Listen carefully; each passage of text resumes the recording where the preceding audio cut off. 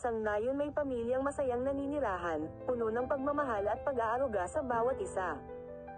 Subalit dahil sa sobrang kahirapan sa buhay, ay naisipan magtrabaho ni Tisoy bilang OFW sa ibang bansa upang may taguyod ng maayos ang kanyang mahal na pamilya. Kahit masakit man na lumayo sa kanila ay kaya niyang tiisin lahat, guminhawa lang ang buhay nila.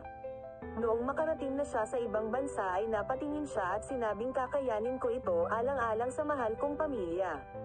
Nagtrabaho siya ng mabuti at halos naka-overtime siya para lang madagdagan ang sahod niya. Noong nagsahod na siya ay laking tuwa niya na hawak-hawak na niya ang kanyang sahod at napalakad agad upang ipadala sa remittance center. Habang inabot niya ang pera sa kaera ay tuwang-tuwa siya dahil alam niya na malaking tulong iyon sa kanyang pamilya.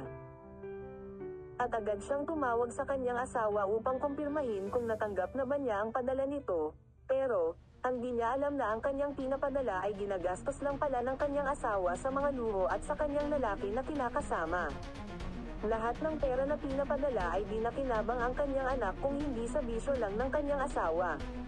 Habang ang kanyang anak ay nagpalaboy-laboy at pinabayaan maging pulubi sa daan. Noong malaman niyon ni Tisoy ay bakas ang galit niya sa kanyang sarili at dahil patapos na ang kontrata niya ay umuwi siyang galit na galit at hindi may pinta ang galit niya sa mukha.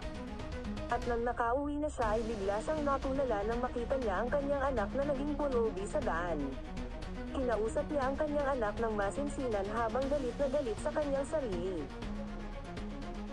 At dinala niya ang kanyang anak sa kanilang bahay at noon umupo siya at nakinig sa istorya ng kanyang anak tungkol sa ginawa ng kanyang ina sa kanya, agad nitong kinonfirma sa kanyang asawa ang istorya at dahil guilty ito ay di na sumagot, pinalayas niya agad-agad ang kanyang asawa at naging matatag sa kanyang sarili dahil may anak pa siyang natitira upang magpatuloy sa buhay. Mabuhay po kayong mga OFW, kayo po ang totoong bayani ng ating bansa. Huwag kalimutan mag-like, share, follow and subscribe. God bless everyone.